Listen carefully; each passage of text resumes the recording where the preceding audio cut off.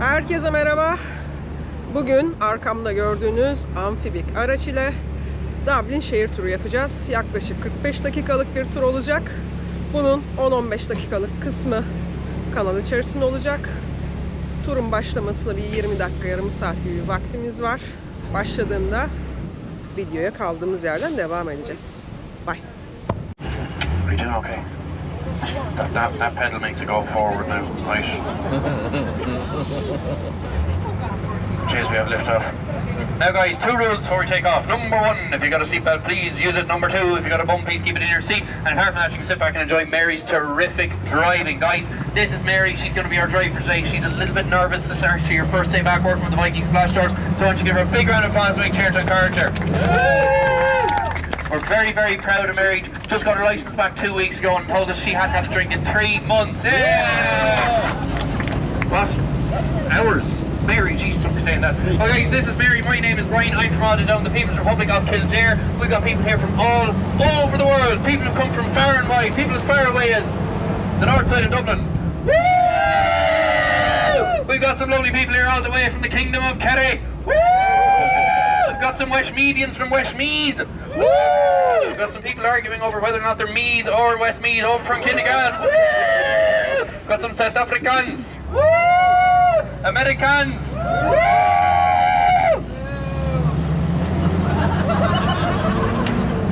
We've got some English people. Don't be laughing at that joke now. You're getting on HR, be on to it. We'll try that again. We've got English people. Woo! Welcome to Europe. Well guys, you can all forget about where you're from for the next hour and 15 minutes. You're now all scary Vikingers on a Viking raid. Now that would usually mean we'd be killing people indiscriminately on these tours, lobbing their heads off for swords and axes. Now we can't do that anymore because our membership of the European Union and our insurance rates, honest to goodness, only about 27 years ago, that young man from Dublin would probably be dead by now. Now he's just dead gorgeous. So what's the only thing left that we can do to scare people on these tours? Well, it's our Viking roar. Now when you do your Viking roar, you have a big, horrible, scary Viking face. Now can you, oh, Jesus H. Exactly like that. Now when you do your roar, big scary face like this young lady here, look. With the 2 arms up like this. I don't care if I haven't changed this morning. And on the count of 3, I want your biggest scary story. Ready? 1, 2, 3! Just for the 2 lads from Dublin, I know that he got knocked out by Galway there in the match. I call that a lack of passion. We try that one more time with passion, lads. You ready? 1, 2, 3! That's what we're like. Now we're going to be using that road to terrify people here in Dublin, remind them what we Vikings are really like. Now speaking of terrifying people, have anyone here is afraid of ghosts? Are you afraid of ghosts? No, I am. I don't like this place at all. This is Snatchers Alley, Dublin's most haunted alleyway. Now you're at the back of the Royal College of Surgeons in there to your left. That's where your GPs, your nurses, your surgeons all get trained here in Dublin. Well, back in the Victorian period in there, they used to do illegal anatomy experiments. Now, these are experiments we used to cut people up, figure out how we all worked on the inside. Now, a little bit of a shortage of live volunteers for these experiments, so they used to use dead bodies. And they get these dead bodies from this alleyway here off of people called body snatchers. Now, these body snatchers used to snatch these bodies from graveyards, funeral homes, morgues, and sometimes off of big yellow tour buses if there was anyone in the back row filming the tour when they should have been aware of the GDPR violation they're doing. Well, boys and girls, that's why it's known as Snatchers Alley, because these body snatchers used to sell these bodies in this alleyway. There are 2 medical students in it there. It's also why it's known as Dublin's most haunted alleyway. So that means if you're out in Dublin tonight, late at night, looking for a taxi home, don't go here. It's not a taxi rank, you silly goose. Hire an Uber. Now guys, have any special occasions here, by the way? Any birthdays or anything like that? No. Is it your birthday this year? My God, same. So much common. Oh, is it? Honeymoon. That's your honeymoon. And you're doing this. Wow. Did he pick this? Yeah. And what about you? Is it your birthday? That's your honeymoon as well. Oh, are you two getting married? Oh, you got married? Why? No, we give him a big round of applause. Fair play to y'all. I've got the people here from the corporate tour who are here on the work mandated fund. Yeah. You're some gambling thing, are you, or something like that? You know, you were trying to explain it to me there, like, you know, you're not Paddy Power, no. Oh, are you actually? Are you actually Paddy Power? Jeez, I made an absolute ticket off EE during the European elections. Oh my god, €100 in Cynthia numerical to get the seat down in Ireland. So, oh my god, we're going to Las Vegas with that one, boys and girls. Anyway guys, forget about all that. You're all very welcome to Dublin, Ballyaclea, the nation's capital. Give that man a big roar. 1, 2, 3. Now guys, we have a saying up here in Dublin, Ireland is a village. It means we're a very small country, both figuratively and physically true. Now the physical aspect, 5.5 million people on the island, 32 counties. No face from over here, we're safe enough. And also means, boys and girls, it only takes about 2.5 hours to drive from this side of Ireland all the way over to the west coast, the likes of Clare or Galway. Now, the figurative aspect means a very small country, the fact that everyone knows everyone. Very small social circle here in Dublin, also a very small dating scene. Now, this dating scene's actually gotten so small that I've been forced to flirt with women who come on my tours from America. No, this was last week, don't look at me like that. No. The most famous example is this. Jay's lads, you flat out. You're hard to work or hardly working. Oh, stop. Well, the most famous example of this small dating scene is just around the corner down there to your left, Whitefriars Street Church. Now, this is where you can find 2 Irish literary playwrights and former students of Trinity College Dublin, Duke and St. Girl. Now, you've all heard of Oscar Wilde, yes? Yes. His most famous quote, the only thing worse than being talked about is not being talked about. Can anyone tell me who wrote Dracula? He lived here in Dublin. Bram Stoker. Oh my god, we give that young person there a big round of applause. Well done.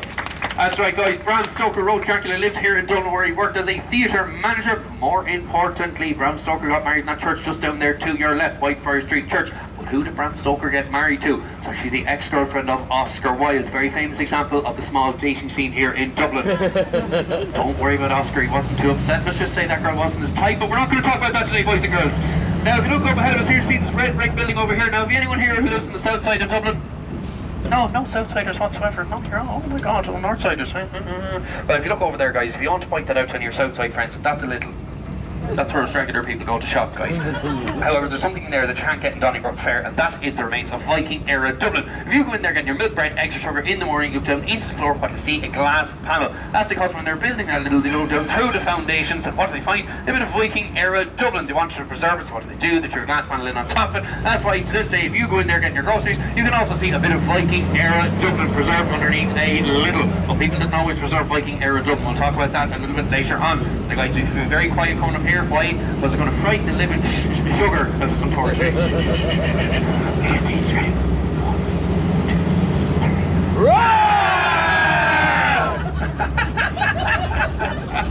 Oh dear Lord, both. Now guys, you're probably wondering to yourselves, by the way, I'm not from Dublin, by the way, in case anyone here is struggling with my accent. I'm from a place called County Kildare. Has anyone here been to Kildare before? Yeah, what's Kildare famous for? Horses, that's right. I come from Flashes County in Ireland, boys and girls. It means a lovely space with lovely race courses. Now, we don't have the most race courses that goes to County Meath. But we do have the best race course, but more importantly, we breed the best race horses. So much so that down to County Kildare we've got the National Stud. I've heard of the National Stud. You have, you're looking at it. Oh, dear Lord, Bob. Now, guys, you're probably wondering to yourselves, why is the Viking tour in Dublin and why is Viking stuff underneath a shop over there? Well, that's because despite Ballyaclea or Dublin being the nation's capital, it's not even an Irish city. This place was originally built by the Vikings. So the Vikings came to Ireland between 700 and 800 AD, spent about 46 years pillaging off the coast of Ireland before they eventually settled down and founded some of our most important cities and towns, including Dublin, the nation's capital. This place here was the largest ever non-Scandinavian settlement that the Vikings ever had. But can anyone tell me why since the age of the Vikings Dublin has remained Ireland's largest city? Go on, give us a guess. There's no stupid answers, just stupid. No. You're from here, you should know this. What's your name? Huh?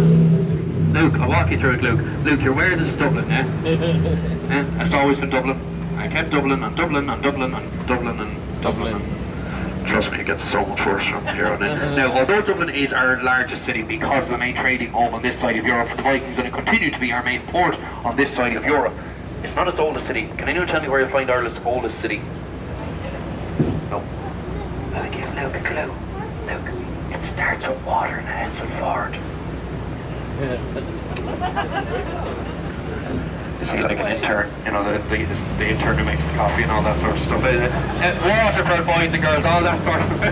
Waterfront is the oldest city in Ireland, boys and girls. Found towards the 850 AD mark, where Dublin was more towards the 900 AD mark. Both funded by the Vikings are both equally beautiful cities. We give that tour guide a big roar. 1, 2, 3! Now, speaking of foreign invaders, if you look over here to your left, that is Dublin Castle. Now, from 1200 AD up until 1922, this whole area here would have been where the British would rule over Ireland. We here in Ireland were part of the British Empire for about 800 years. That's where the British would rule over Ireland. In 1922, it was handed over to the Free State and it became a Free State barracks. But then eventually we turned it into a nice public art gallery. You can also get guided tours and they'll tell you all about the complicated relationship between Ireland and England. But it's also the place where we inaugurate the President of Ireland. Luke, who's the President of Ireland? That's right, give Luke a big round of applause. That's right, Michael D. Higgins is our current president. For anyone who doesn't know, he's a very down-to-earth sort of a fella, didn't have high expectations for him. But in the short time he's been president, he's done some great work, boys and girls. Hello, tourists. How are you? Hello. Mary, look, it's your man. Hi, you with the beard. We saw him yesterday. How are you getting on today? What happened to the blonde girl you were with yesterday? Oh God, if I can't be happy, no one can. Two dating shows in RT and I'm still single. Oh, there's no hope for me at all. Hello tourists, how are you? Where are you guys from? Basque country. What? Basque country. Oh, Basque. Everyone say bonjour to the Basque people. Bonjour, bonjour. Did they not say bonjour over there? I got that wrong, oh my God, oh dear Lord above. I'll be getting letters about that one.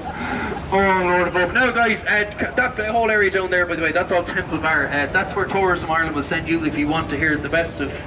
What? Him? He's taking a photo. Oh. Hi you, are you taking photos of us?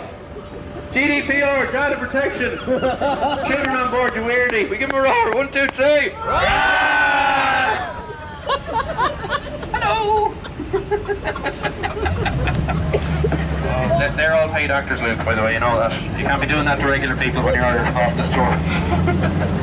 Oh Lord, but now guys, that whole area there is Temple Bar. That's where Tourism Ireland will send you if you want to hear the best of traditional Irish music. Wrong. The only thing you're going to find in there are a lot of fat lads singing Johnny Cash covers and overpriced pints of Guinness. If you want to hear some proper traditional Irish music while you're here in Dublin, you can walk about 20 minutes that way to Smithfield, where you will find the Cobblestone Pub. It's a very famous traditional Irish music pub, where you can see musicians like myself who go in there sometimes after work to sit in a corner and play with themselves. Play music with each other, boys and girls. It's also where you can get a pint for €5.20, whereas Temple Bar set the new national record about a month ago. A pint was sold for €11.80. What? It's not supposed to cost that much. It's only been up the bleeding road. Sorry, could you move along, please? This isn't a free tour. These people paid good money to hear me tell lies. I mean, to tell facts to them. I'm telling you, my chances. I'm telling you the worst. Give a roar. 1, 2, 3.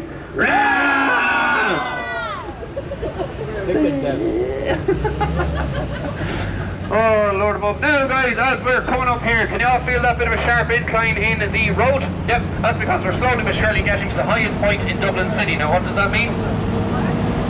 We're getting to the highest point in Dublin City. What does that mean? It means it's all downhill from here, you silly goose. Now guys, when the Vikings initially came to Ireland, they were heathenist barbarians, pagans who worshipped the Aesir and the Vanir gods. So Thor, Loki, Odin, the lads from the Marvel films, Luke, you've heard of them before. Well, they'd eventually become Christian, assimilate into Irish society and start going to Mass every Sunday like good little boys and girls. You, young Meath person, do you go to Mass every Sunday like a good little boy? You don't? Fair play to your heathenistic Viking. Well done for getting into character before you came to the store. Well, when the Vikings eventually became Christian and they started going to Mass every Sunday, they built this place here, Christchurch Cathedral, named after, yep, you guessed it, Mr. Jesus Christ himself. Do you have Jesus over in America? Jesus H. Christ. Do you have Jesus over in America? He's really famous over here. I don't know if you know, he's a really liberal kind of a fella. He's a Jew who invented Christianity, but had a Mexican name. Very interesting man, boys and girls. Now this place here would have been built around 1100 AD by a group of former Vikingeers led by a man by the name of Cedric Silkenbeard. They mentioned up here, as I said earlier on, is the highest point in Dublin City, so as close to God as the Vikings felt they could get. Now guys, you're just on the highest street in Dublin. Any idea what we called it? No, High Street.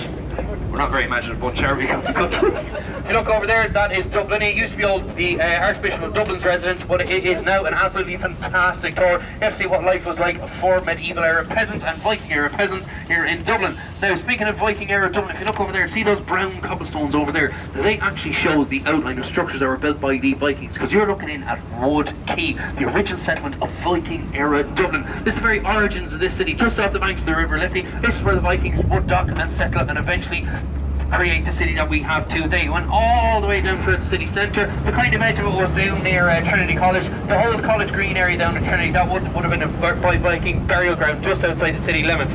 Now back in the 1980s, when Dublin City Council were building these buildings, a group of Irish archaeologists and historians tried to stop them from being built upon the discovery of Viking era Dublin. They wanted to preserve what was left of Viking era Dublin. So what did they do? They took a legal case against Dublin City Council, brought it all the way up there to the four courts of Dublin, to the High Court, and after 2 years of hard work, perseverance and sticking to their guns, guess what?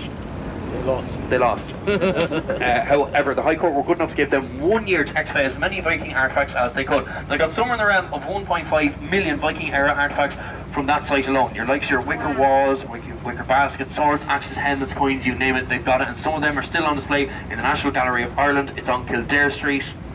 It's free in. It's also nice and quiet in case any of the mammies or daddies need a bit of a break after all this fun. However, guys, even after all that work, is still estimated there could be anywhere upwards of 800,000 Viking era artifacts underneath these offices to this day that you're never ever going to get to see because of Dublin City Council. So what are we going to do? We're going to give a big, mean, horrible boo on 3. You ready? 1, 2, 3. Boo! Shocking stuff all together. Now guys, if you could just listen up, I genuinely have to make a safety announcement. This is a direction from our insurance company. This is for your sake, not mine. We've now passed on to the north side of Dublin. Please keep your arms and legs inside the motor vehicle at all times. Do not feed any of the local wildlife or any of the locals. They'll follow you home to talk to you about Celtic matches. Now, you all know what Northsiders and Batman have in common. No, can't go the night without Robin. My daddy's from Contra below tell those jokes. Now there's a few things we get wrong about the Vikings. One of them are about Viking men and their horns. That's true. That's because the Vikings never had horns in their helmets, boys and girls. Now these only started to appear in the 17 and 1800s, and they'd be introduced by Scandinavian illustrators and stage performers. Before that, the Vikings never had horns in their helmets. Sometimes they had metal helmets, a lot of the time leather helmets, more often than not no helmets at all, but never helmets like your ones with horns on them. Particularly on the plastic ones, it's like made in China. The other thing we got wrong about the Vikings is that they're a hairy, scary, smelly people. Now they might have been hairy and scary like that English fella, but they were not smelly, boys and girls, because they used to wash themselves once a week, whereas a lot of Europeans at the time might have only washed themselves about 9 or 10 times a year. Just for the young lady from Kerry, you're supposed to look a bit shocked when I say that, you know.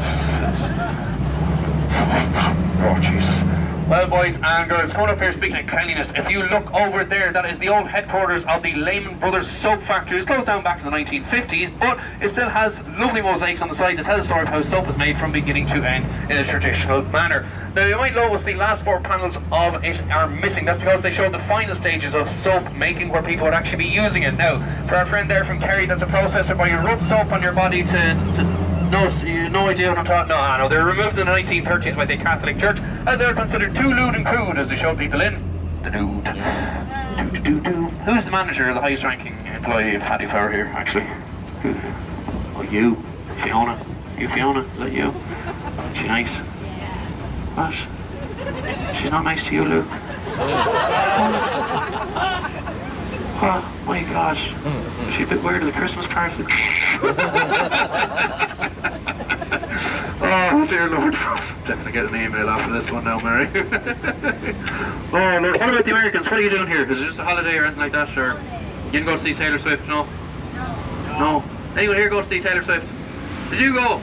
Where's your bracelets? You went twice. Why? Same songs every night, man. Like, I don't know, me and my brother went, it was phenomenal. It was a life-changing experience. I found myself at that concert. Now guys, coming up here, now that bridge up there, that is the Millennium Bridge. Now Fiona, question for you, now that seeing as you're a high-ranking, very intelligent individual, what year was the Millennium? 2000, give Fiona a big round of applause, well done! Just to point out, Fiona, that fella from the north side wasn't clapping, neither was the English fella, just in case you're looking for a raise in the future now. Now, this is the Millennium Bridge. It's built to mark the Millennium here in Dublin. Fiona, what year would we unveil the Millennium Bridge? What year would we unveil the Millennium Bridge? No, 2001. Welcome to Ireland. We don't do deadlines in this country. Do you see that bridge over there? That is a result of a competition run by the Irish government back in 1993, where they asked architects all around Europe to send their designs for the Millennium Bridge. We got 153 different designs, and look at what we went for. Wow. Now this is a much nicer bridge, this is a much nicer bridge. This is the Wellington Bridge, named after the Duke of Wellington up until 1922 when we kicked out all those petty Welsh people and we renamed it the Liberty Bridge. But it's better known by its colloquial name, Fiona. Halfpenny to Halfpenny Bridge. Go on, give the boss a big round of applause. Woo!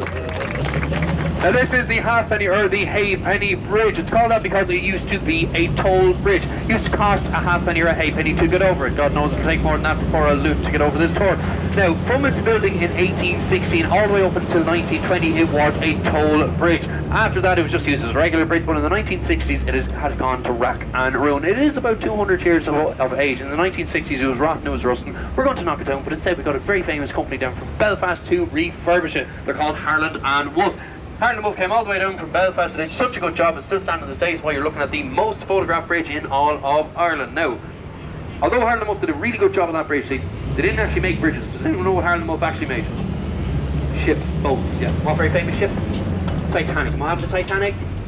It's sank. Why did it sink? It was made by Irish people. No, that's racism. You shouldn't be saying that. No.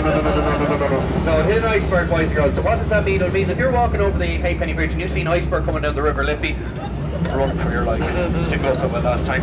Now, if you look over there to your left, that man in the statue is Mr. Daniel O'Connell. That is O'Connell Street, or Capital's Main Street. It's all named after him. That's the O'Connell Bridge. Fun fact, the only traffic bridge in Europe as wide as it is long. Young lady from Meath, can you tell me where's the one place in Europe you can find a road running parallel to a canal, running parallel to a railway line, running parallel to a river?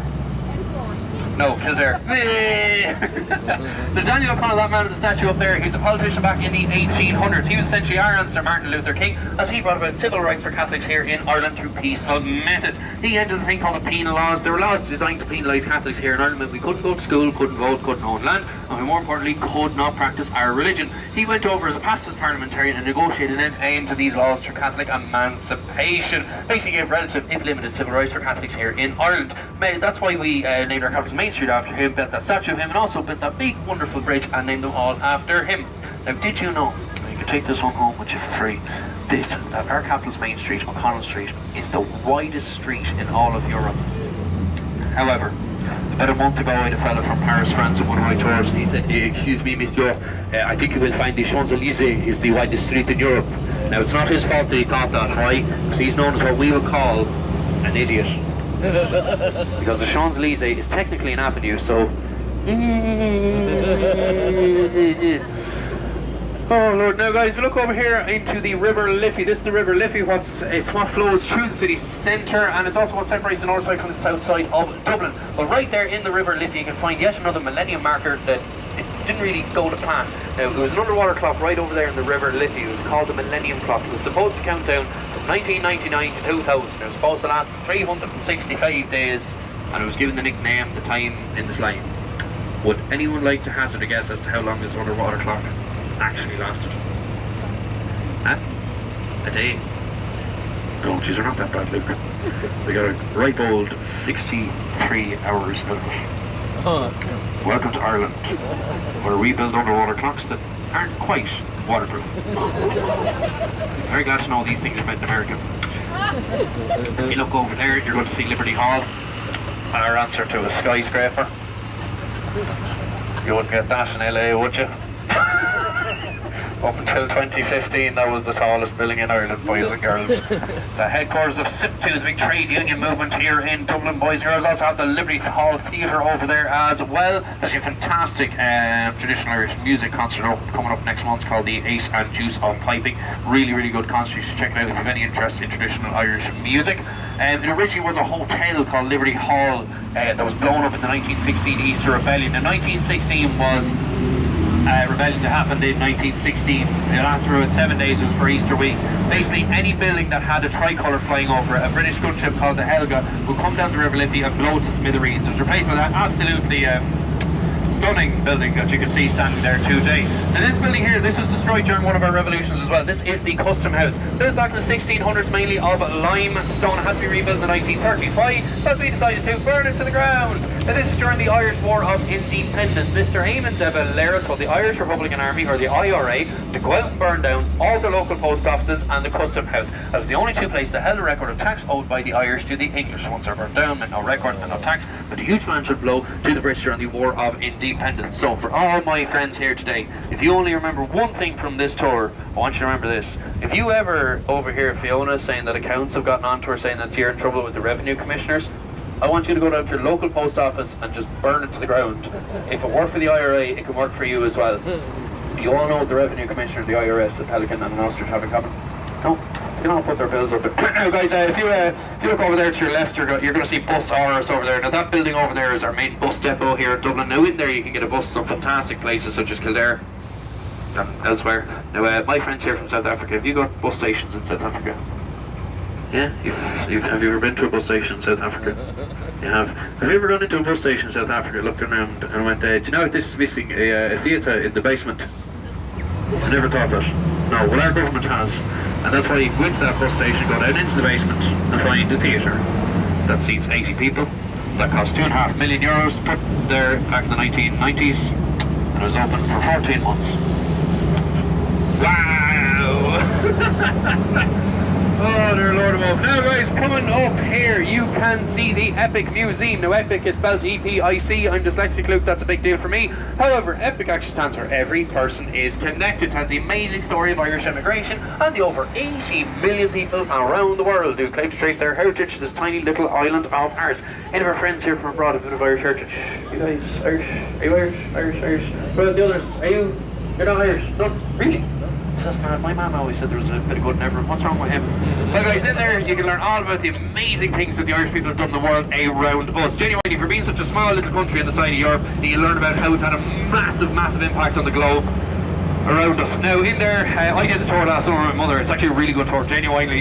You learn how the likes of John F. Kennedy's people came from County Wexford. You can learn how the Irish invented the hypodermic needle, colour photography. The first submarine was invented down in County Clare. It's called the Fenian battering ram, invented by a man by the name of Tom Holland, who went on to play Spider-Man.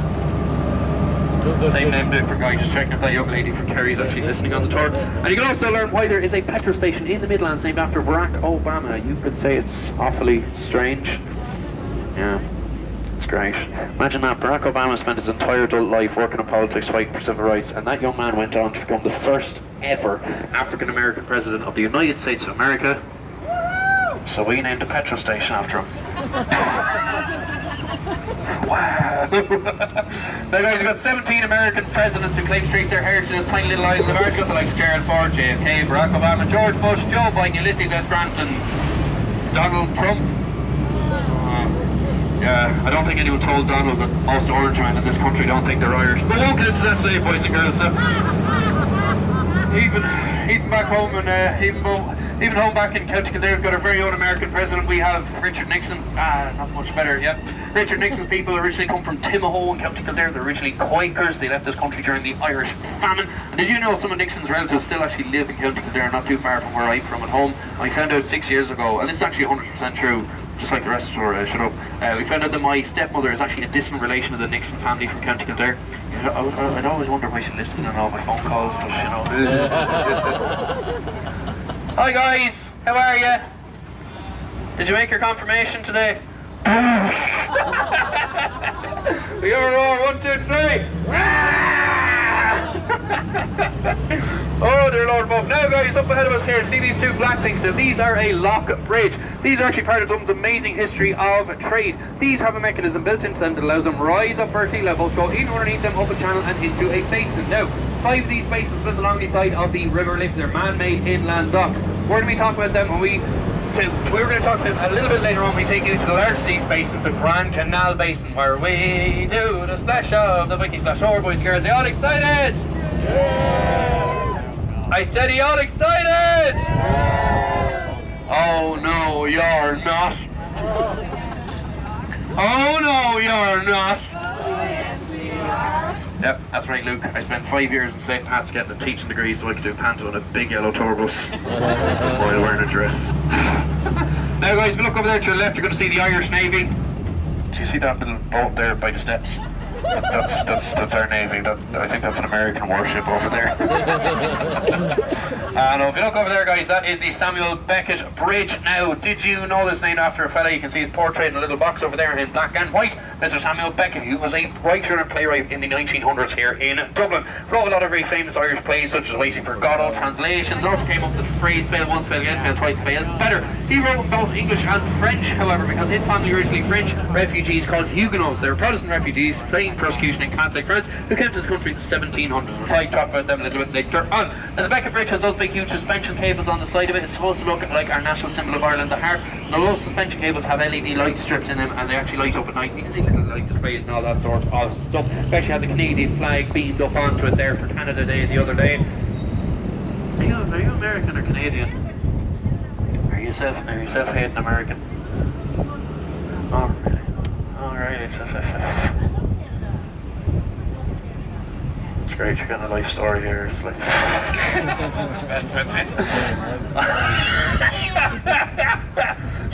shocking. Now, guys, that whole bridge, by the way, the Beckett Bridge, is supposed to emulate our national symbol of Ireland, the heart. That's what the big strings are supposed to look like. Now, we are the only country in the world that has our national symbol as a musical instrument. But can anyone actually tell me where the harp comes from? Go on, be brave. I won't pick on you, unless you're Luke. No.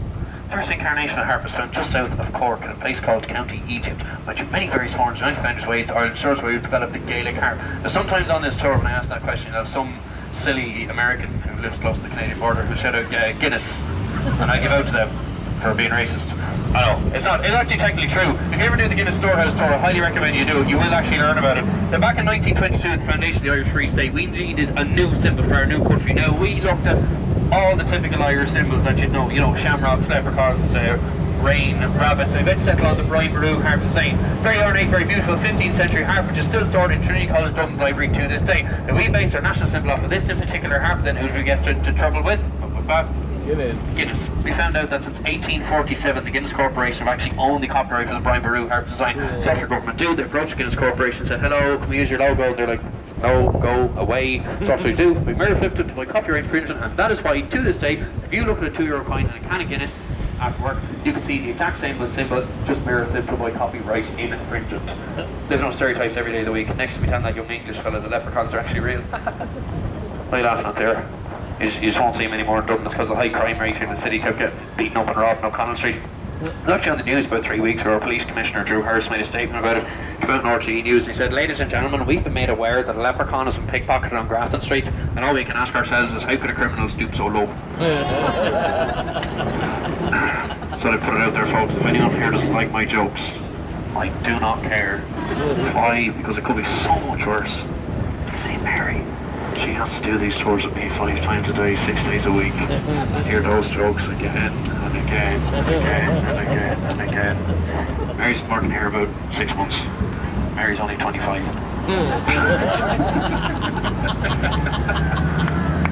Yeah! You're trying to scare this girl up, Mary, right? Shh, be very quiet. Take a deep breath.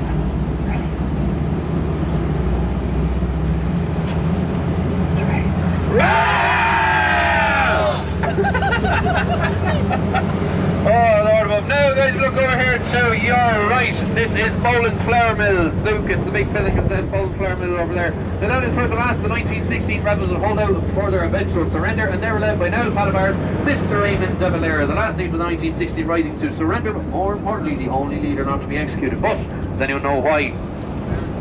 Oh my God, we give Luke a big round of applause. Well done! That's right, boys and girls, Ava de Valera's spiky Irish revolutionary hero wasn't even Irish. She was a foreigner, born over in New York City in America. His mommy was Irish, father was actually Spanish by the name of Mr. George de Valero. Raymond de Valera would eventually become our Prime Minister, or Taoiseach, and eventually our President, up until 1973 when he'd eventually retire. So it's nice to think that one of our first leaders in this country wasn't someone who was born here, but someone who came to Ireland and made this place their home. Come on, Fiona, take place about de Valera now. A poor immigrant coming here to Ireland. Shocking, I'm telling Charles McConnell about you. Now guys, although Boland's Mill has a bit of Irish revolutionary history, it also has modern Irish history out the back of it. You can find the Boland's Mill or the Mill Street Dance Studios out the back of it, and that's where the first steps of Riverdance would have been choreographed. Now, you've all heard of Riverdance, yes? Yes. First man to dance Riverdance, Mr. Michael Flatley. Similar to that, he's not even Irish, he's actually from Chicago, but he's an Irish American. We love and accept him, we think he's great. So does he. He brought the world Riverdance in Lord of the Dance, and he also used to hold the world record for the most taps in 1 minute. Now, people around the world love him. Me and my family hate him. Why? Because he took that world record off an uncle of mine who lives in Clontarf. His name is Shane Crehan. Look him up on YouTube. It's spelled C-R-E-H-A-N. My uncle actually used to hold the world record for the most taps in 1 minute. Yeah, he was a plumber. Now guys, you ready? We're going into the water. You have to hold on to something or someone. Someone tell this American lady, let go of my leg. Are you ready? We're going in 5, 4, 3, 2, 1. Do it! Are you mental?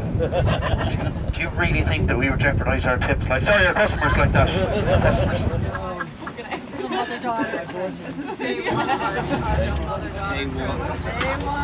going to set the tone.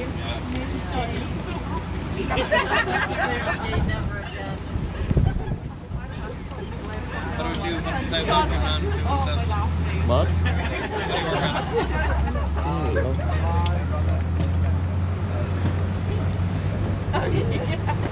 Now boys and girls, just before we go into the water, make sure your seatbelts are off, your life jackets are zipped up, and if you have any regrets, please admit to them now. We might be coming back. If you want to, please don't say bringing your work colleagues on this tour. We don't do refunds. I'm so sorry. Now if you look over here to your left, this is our safety pole. It has some helpful tips and tricks on how to survive out in the water. Do you see that sign up there that says no swimming? That means in the very unlikely event of emergency, drown. Now, 2 arms up, big deep breath on the count of 3. I want to hear you scream. Ready? 1, 2, 3.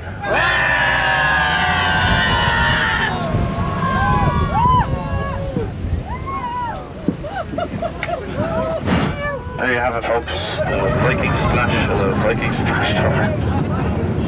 People have come here from Ballybuffet, Bratislava, Bangladesh, Bulgaria, Brooklyn and beyond for that. Oh Lord. Now guys, you're all very welcome to the Grand Canal Basin. This basin is approximately 22 foot deep, which is about 7 or 8 metres, about 3.5 of me or 4 from not wearing my high heels. Now, these are all built back at the end of the 1600s for 2 primary reasons, both to do with the River Liffey. Number 1, the River Liffey is quite a small river to serve a very large capital city. So that meant when boats came up the River Liffey, docked and loaded the cargo, tried to turn around and caused an awful lot of congestion. Now, the other factor is the fact the River Liffey is a tidal river. It goes up and down as the tide goes in and out. It meant that there was only a gap of 4 or 5 hours by boats were able to go up the River Liffey, dock and load their cargo, and then get out into the place where the water went down as the tide went out. Now, these 2 factors have really negatively impacted the trade industry here in Dublin. So to alleviate them, we would build 5 of these man-made inland docks or bases along the side of the River Liffey. Currently, it's the largest of these bases, the Grand Canal Basin. This took approximately 16 years to complete because of Dublin City Council. They only hired 2 men, normally give 1 trouble. Back in the 1980s, Dublin City Council actually wanted to build this in and use it as a land freight housing project. And thank you, this idea was on the way, but now it's being used as a fantastic water amenity. If you look over there, you've got the surf dock. Over there, coming into the summertime, during springtime as well, I suppose, PC kids over there learn to kayak, canoe, sail, surf, swim, kiteboard, paddleboard, surfboard, Northsiders bathe here once a month, and you can also see a lot of sporting activities throughout the summer months, mainly water sports, unless you're Jesus doing the 100-metre sprint. Now, a few questions we usually get asked for this part of the tour. People say, Brian, why do you marry a different life jackets to the rest of us? Well, hard work. And these big yellow things inside, does anyone know what they do? Do what? Nope. Not the flow? No.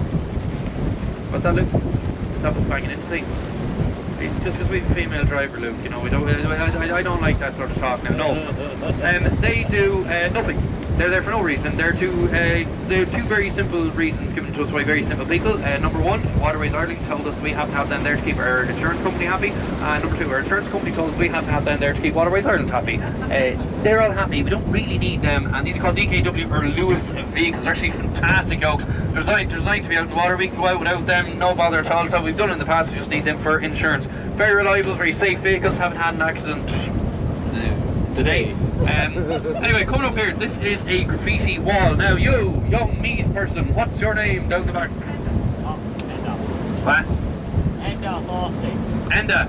Yeah. And do you like to draw on the walls at home with crayons and markers? Yeah, you should do it at some stage. It's great crank. I do it myself. And it's the wall over there. Now, if Enda wanted to, he could go over that wall and draw all over to his heart's content till the cows came home. Why? Because that's one of two graffiti walls here in the Grand Canal Basin that allocated space for street art. This was started up by Dublin City Council a couple of years ago to bring street art back into the mainstream. Got one there, another one further on down here. It's nice for us actually because we get to see different artists coming along putting their own kind of spin on it. Now these buildings over here, now these are a private recording and rehearsal studio that are owned and used by a very famous rock and or roll band. Anyone know who they are? U2. U2 says them 5. Now U2 since 1989 have actually owned these buildings over here. They've recorded a lot of their very famous albums in there, but more importantly they actually rehearse there before they go out on tour, or if they have a gig here in Dublin. Now that does mean every so often, once in a blue moon, we actually get to see the members of U2 while out in the water. Not a lot, but I got to see Bono last November, just over there. Did you see that ladder? I saw Bono over there in November, climbing up that ladder. It fell into the water, thinking he was walking across it. Oh. You all know the difference between Bono and God. God does not think he's Bono, boys and girls. Now, if you look over here, now Enda, this is a stable. Who sleeps in a stable? Don't say baby Jesus. Horse, we give Enda a big round of applause. Well done. No, Fiona, you're not going to clap for the child enjoying his day out, really? Shocking. Well, boys and girls, as Enda said, horses used to sleep in there. Back when this place was being used as a commercial dock. Basically, boats that come all the way down. There's an entrance to the River Liffey down there. They come all the way up here, dock and load their cargo. And the horses in there would help drag this cargo all the way down into Dublin city centre, where to be sold or else to be loaded onto barges or canal boats and transported from the basin down throughout the countryside. Each one of these basins has its own specific canal. This is the Grand Canal Basin, so it's attached to which canal? She wasn't listening. Now that's been the employee performance award now. Shopping up the Grand Canal, you silly goose. We get these big rolls. 1, 2, 3.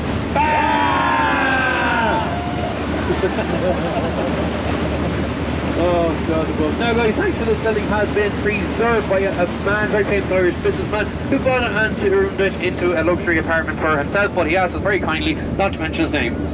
Harry Crosby. If you look up here, Borgosh Energy Theatre, I don't know who it's named after. I think it's a group of Irish comedians. They're supposed to be cast fellas anyway. Now this place here was opened in 2010. Over in the UK, you guys likes the West End. Over in America, you guys the likes of Broadway. We here in Ireland never really had anywhere like that. Not the likes of Gaiety, the Abbey, Smack Alley, the Olympia. Lovely theatres are all right, but just never had the facilities or the capacity to take a show from Broadway or the West End and put it on stage here in Dublin. That's why in 2010 we'd opened this place here, the Borgosh Energy Theatre.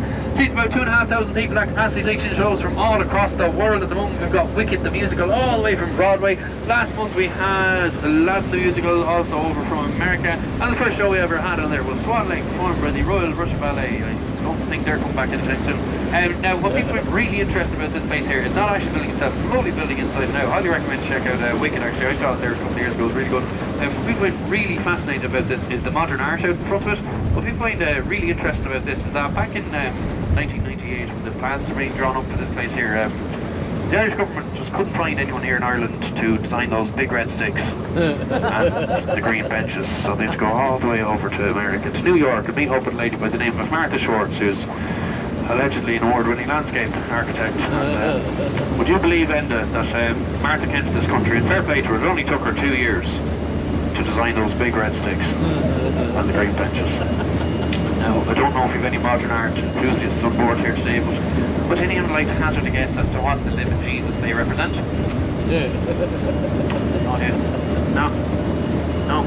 What's your name? Lisa. Lisa, are you aware of the concept of tax? They represent 8.9 million euros of your tax. Rough. I know the big red sticks represent trees, the green benches represent grass, and together they represent a reckless waste of... Sorry, no, they represent the urban forest. Now, although they are lovely to look at now, genuinely, they're much nicer at night, because it's dark. No, not because you can't see the big waste of money, Lisa, no, it's because they like it red and reflect out across the water. Now this place, the Docklands place, it honestly used to be a really, really poor area. It's since become gentrified and bourgeoisified. A lot of time, money and stuff has been put into the area. Got the likes of Borgosh over there. Got the likes of the Marker Hotel. That white checkered building is the Marker Hotel. It's the most recent of the 5-star hotels to be added here in Dublin. Genuinely, it is phenomenal, the luxury that they have in there. If you ever have a chance, I highly recommend you check it out. It's probably the nicest public toilets I've ever used in my life. If you look over here, this is the Zorgella. It's brought over from the Netherlands about 8 years ago. It's a really fun team building exercise if there's anyone interested. I know, it's basically an escape boat. What happens is they lock you inside and just solve a series of puzzles and riddles to escape. I did it before Christmas with my brothers and some of our friends. We really enjoyed it. However, I won't be held responsible for ruining this lady's lovely leather shoes, so I will tell you, in the final route, if they don't go fast enough, they add a little bit of water that rises up towards the end to add it, they have to be locked inside of a boat. Now, if you're a bit of a weirdo and for some reason you don't like the idea of being locked inside of a boat that's filling up with water, we got another boat that might interest some of you here today. Do you see that boat over there, that red one? That is the Peggy Joy, and as you can see on top it says book online www.massagenavarge.ie.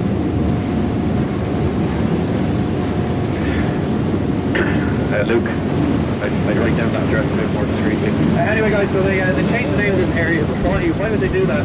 It's actually back during the Celtic Tiger, the boom back in 2005. A group of real estate agents and residents of this area applied to Dublin City Council to officially change the name of this area. But why? Well, does anyone here work in real estate? You, what do you do if you live in a shoe? Take off the heel and live in a flat. Now, can you imagine being a real estate agent working down here in 2005 during the Celtic Tiger, the boom, when they had more money than sense, property prices an all-time high, and I was wearing Gucci and Armani. Nappies. If you look over there, that is the Millennium Terror. Does anyone want to hazard a guess as to how much one apartment would have cost you over there back in 2005? Ballpark, average price. 250,000. You know, they wouldn't let you sleep over by the bins for that sort of money. Try 1.5 million euros as the average. Do you know Colin Farrell, the Irish actor who can't do West of Ireland accents, yeah? He used to own the 1 second of the top up there. He paid 3.5 million euros for it in 2006. Now, can you imagine coming down here, trying to sell an apartment at that price, going up to people saying, oh yeah, no, it's an absolutely fantastic place to live, like really good social life in the area, like fantastic public transport, really good school district to get into it, but for the rest of your life, you have to live with the fact that you paid 1.5 million euros to live in a place called Misery Hill.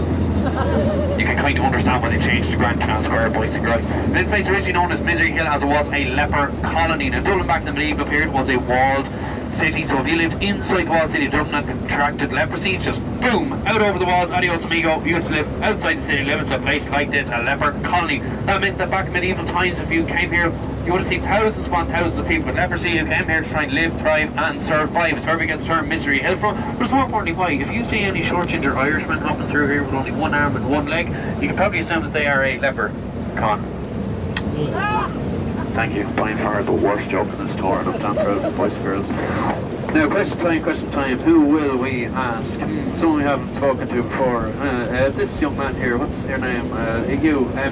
Now, this is a very hard question, right? So if you listen very carefully. Now, this is a fresh water basin, right? What kind of water will you find in this fresh water basin? What? Does he want to phone a friend, ask the audience, go 50-50 or use his lifeline? Does anyone want to help Luke out? No? Fresh water. Luke, did you think that was a trick question? Do you think I was trying to pick on you or something? I know, it's freshwater, boys and girls. These birds come in off the sea to wash themselves here in the freshwater instead of washing themselves out on the salt water. It's actually led to a fantastic bird watching community here on the basin. If anyone here is interested in bird watching, well, you can keep an eye out. You might be able to see gulls. Now, although you see a lot of the avian variety of sea life, you won't see any of the underwater variety of sea life. That brings me to my favourite part of the tour, where I get to talk to you the Irish language and jellyfish. Now, have anyone here who speaks Irish? Yes, Snorkel Foley has a bit to answer for, hey. Oh my yeah, luckily I was calling in the end and I can't go on chucky for you on autumn creep fresh the I say on phone on Tom go who fast is even no can't go Tom can't go is while you go to that up chat Tommy is go I guess it's final well the fresh not barrel fish. Did you get all that? fantastic. You translate for them, I'll do these ones. I said to you, oh my God, Fiona, there's no one else speaking Irish here. I said, why? I said, my heart is broken. I said, I'm very, very sorry, my Irish is not that good. But I said, I love speaking Irish. I speak at home in County Kildare, my house, my mammy, she's a Gaeilge or an Irish speaker. Then he used a very famous Irish phrase which we all live and die by. It's Farlan Gaeilge, but it's not Berlin Clista. It means for broken Irish, clever English. Basically means if you have Irish, use it. Why? Because you can hear it's the most beautiful language in the world. The oldest language in Europe is very poetic and descriptive language. You only look at a word for jellyfish. Now, if I say the word football to you, how do you know what a football looks like? Have you seen one before? Say the word train to you, well, you're from Donegal. Maybe car. If I said the word car to you, how do you know what a car looks like? Have you seen one before? Well, if you're from the Midlands like me, you've no idea what a jellyfish looks like. Never seen one before in your life. All you'd have to do is look up the Irish word for it, translate it back into English, and you would get a visual description of it. That's because the Irish word for jellyfish, smuggler own, means in English, seal, snot. Told you about beautiful language. You don't get that in the Bucket Hill store. Now guys, see the man in black down there? No, it's not Johnny Cash, it's my friend Glenn. Now Glenn at the end of the day has to dry these balls off, but they're going to help him by shaking them out dry. You ready? It's shaking. Now guys, you want to take your life jackets off, hold them on your lap, while the lads take these yellow floats off the side and take them off you, and we'll get you back on the road.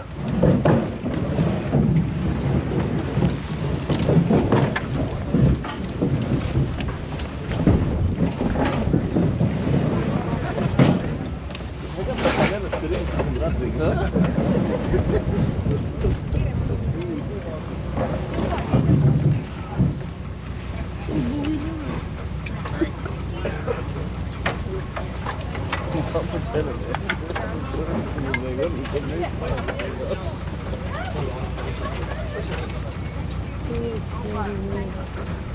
what do you all do for penny cover? Social media side of things or what? Everything.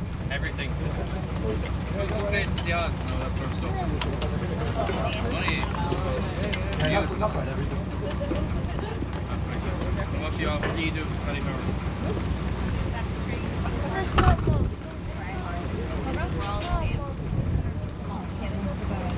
Jack of all, master of none.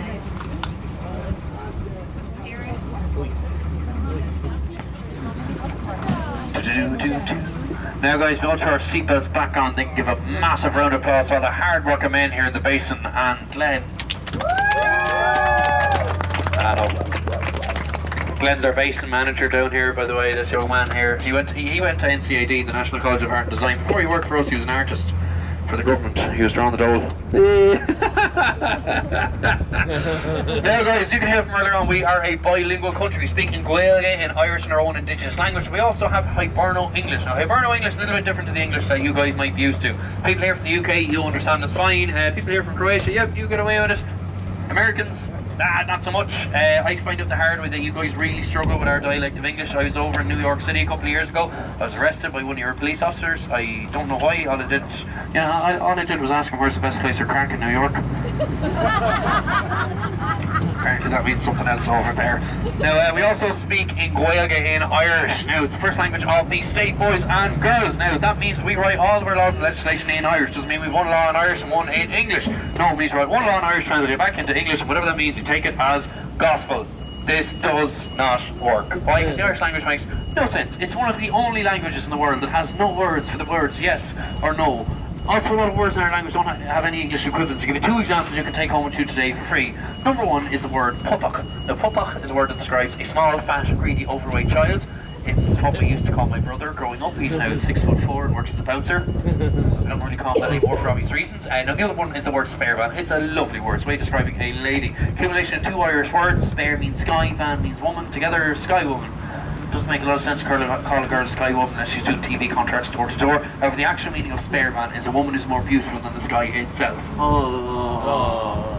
Just for the man from LA, this is the power U-turn, smile. I know it's not Paris, but you can try to be romantic. Jesus age. Amateur.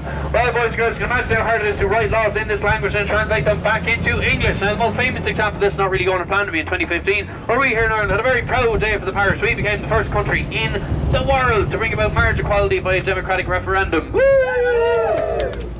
Jeez, Lisa, no need for the face on that one. My God. Now guys, although it's a very proud day for the country, it's also quite an embarrassing day. Why? Because did you know that thanks to a mistranslation in this new law, we technically became the first country in the world to outlaw heterosexual marriage. You can Google and find out that our government accidentally wrote a law that said only a man and a man or a woman and a woman could get married in Ireland. Whoopsie daisy. So what did our government do? They brought in some emergency legislation to translate these laws from Irish back into English and give them more leeway to do so. However, it didn't stop them for only 7 years ago when we got yet another world first by accident. We managed to somehow become the first country in the world to legalise all drugs for 24 hours. Let's just say there's some very high expectations on the tour that day, guys. If you look over behind us, that is one of the Dublin Gasworks buildings. Now these have all been destroyed, bar that one. They used to have giant gas pumps in them. They would pump gas out throughout the metropolitan area, replaced by on board Gas, the Snatchers company in Ireland. If you look over to your left, you'll see a Tesco. But behind the Tesco, you see the Aviva Stadium. Now that's our main rugby and soccer stadium here in Ireland, boys and girls. Now it used to be called Lansdowne Road, and it's actually the oldest continually used rugby ground in the world. Now I'm very aware that we live in the era of PC culture and all that sort of stuff. We're not supposed to hurt anyone's feelings, but I don't believe in any of that, and that's why, regardless of the fact that we have two men from Dublin here, I'm going to bring up the other stadium that they won't be seeing this year, called Croke Park. That's our other main stadium, boys and girls. An absolutely fantastic place to visit. It's where we play our Gaelic games, hurling, you know, Gaelic football, all that sort of stuff. You also get the Croke Park Skywalk. If you ever get the chance, I highly recommend you check it out. It's one of the best views you can get at Dublin, and it's a really, really unique experience. You get a good view of the Aviva Stadium over there to your left if you look now.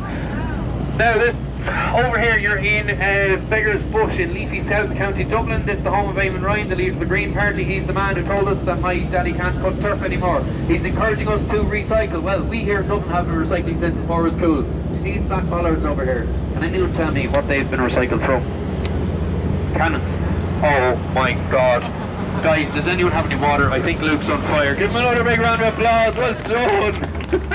That's right, guys, those black bollards you saw back there were cannons, British Navy cannons, because you're looking in a Beggar's Bush barracks, one of the last British Navy garrisons left here on the island of Ireland up until 1922. Then it became a Free State garrison, and in 1926 became an army barracks. In 1989 it became the Labour Commission, and in 2004 we would turn it into the National Print Museum. Quite a bit of recycling going on over there. Anyone here ever done the tour of the National Print Museum? No, none of you.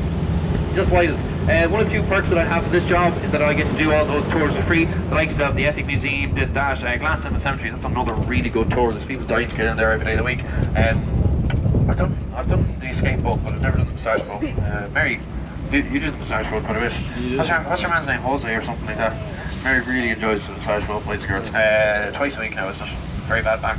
Now, I've done about 14 tours over the last year, and the last tour I actually did was the National Print Museum. I went in January, did it. It takes about 45 minutes to an hour, 5 for OIP students or kids, 10 for adults. And I tell you here now, I put my hand on my heart. Like, I would not talk about a tour unless I'd gone and done it myself and know what it's really like.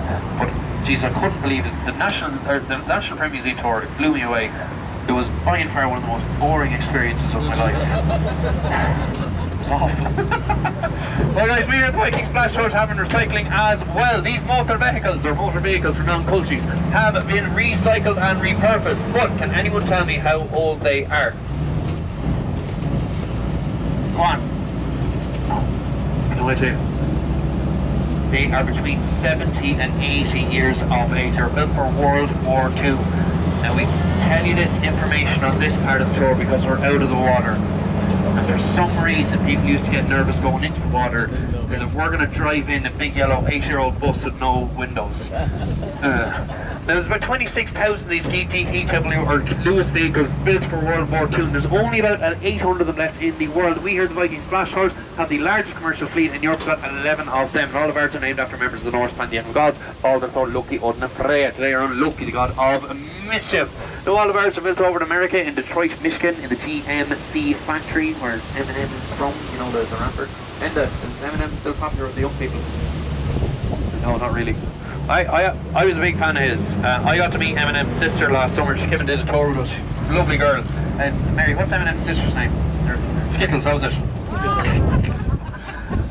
Now guys, just like these motor vehicles here, we've actually used the Vikings and their gods to name a few things, including the days of the week. Did you know that that's where we get the days of the week from? Each day has a corresponding Viking god, except for Saturday, which was a day of bathing for the Vikings. The likes of Thursday was actually Thor's Day, the celebration of Thor, the god of thunder. The likes of Friday was actually Freya's Day, the celebration of Freya, the goddess of fertility. Also the only day of the week that the Vikings would get married. If you want to marry Freya, fertile, you know yourself. Now speaking of Viking marriages, you know the Vikings are actually quite a liberal people. That's because they're one of the first cultures in the world to believe in divorce. But more importantly, they're the first quarter culture in the world to believe that women are perfectly entitled to divorce their husbands if they so wished. So it's nice to know that despite a lot of people believing they're all murderers, pagans and barbarians, they weren't. They're just misunderstood and frustrated feminists underneath it all. Have any fellow Viking feminists here today? Woo! Been out of HR diversity meeting after this tour anyway. Guys, I know there's a bit of a weird political situation going on over in America and Kerry, apparently. But here in Ireland, it's 2024, not 1924. We're all supposed to be feminists now. We tried that one more time, so Fiona can see that you're all good feminists. You ready? Have we any Viking feminists here today? That's more like it. Now, for all my feminist friends here today, I have a fun fact for you. Did you know that these motor vehicles are built 100% by women in the GMC factory? No men are involved in the manufacturing of these vehicles. It was all built by women. So what does that mean? It means that at any stage we break down, she's getting out to push. She is. All the women, not the men. No. And if this breaks down, you get your sister to get out and push, not me and you, buddy. No. I know they hardly ever break down, but you know they're built by women. 80 years of age and they're still going on. And on. Boy, Jesus, are they expensive to keep bicycles. Now, question time. Who will we ask? You in the beige jacket. We were getting away with far too much. I picked on that poor English fella. Now, it's an important question for you, right? Where do you keep your bleeding money? In a bank. You got your bank, your Revolut, your wallet, your purse, you know, I don't know, Donnybrook Credit Union, you know, all these modern options of keeping your modern money. Well, the Vikings didn't have any of those options. Can anyone tell me, where do the Vikings keep their money? One, be brave. No. The Vikings kept their money in a little wax pouch that they would store under their armpit. Now guys, I know I've been teaching you all how to be scary Vikings on this tour. You know, like you do the roar like, and you wear your helmet like Luke, and you have a kind of angry, scary face like this young lady here. What's your name? Christina. Are you enjoying yourself, Christina? Fantastic, really. Let your face know, you make me really nervous. Well, boys and girls, if you felt like you're a real Viking on this tour and you've enjoyed yourself, you can give me and Mary a tip at the end, but just kindly take it out of your pocket, not your armpit. Don't be gross. Now guys, look over here to your left and give these lads a roar. 1, 2, 3. That is the Little Museum of Dublin. It is an absolutely fantastic attraction to visit while you're here in Dublin. It is really good. They don't take themselves too seriously. Fairly similar to this tour. You'll have a bit of crack, you'll learn a lot. The main difference is their tour guides won't verbally abuse you. Now guys, you're very welcome to Georgian era Dublin. These buildings are all built between the 1650s and the 1750s during the Georgian period here in Dublin. Now they've got typical Georgian era architecture, in particular the windows. Christina, you seem like a smart person. Well, you came on this tour, maybe not. Can you tell me why those windows up there look small and the ones down here look big?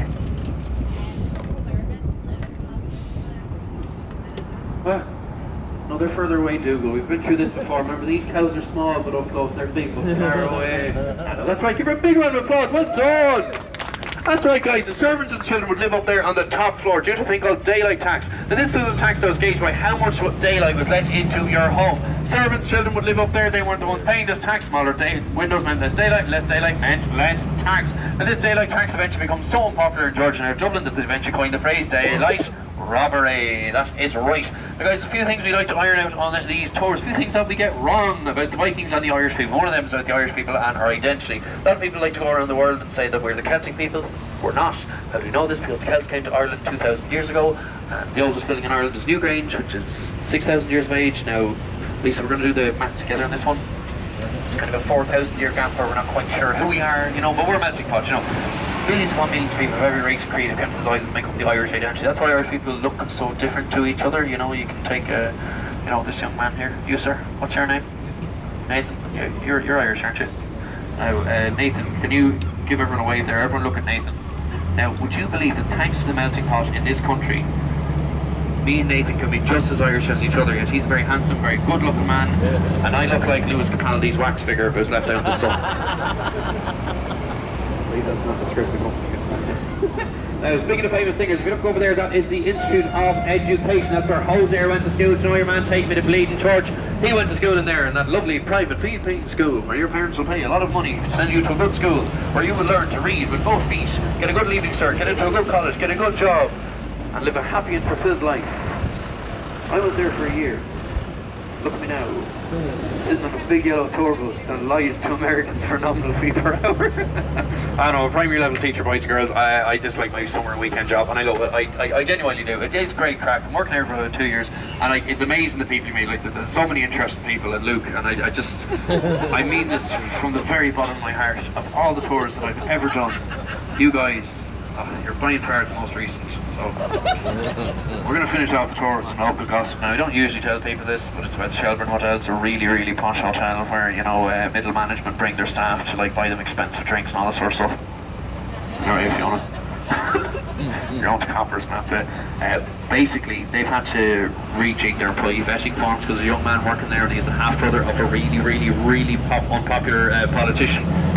Shane Harris is working around in Costa. No, if you went in there in the 1930s, you could be served by none other than Wilhelm Hitler, who is the half-brother of Adolf Hitler, who worked in there as a barman for about 6 months. Yeah, clearly they're less ambitious, the Hitler brothers.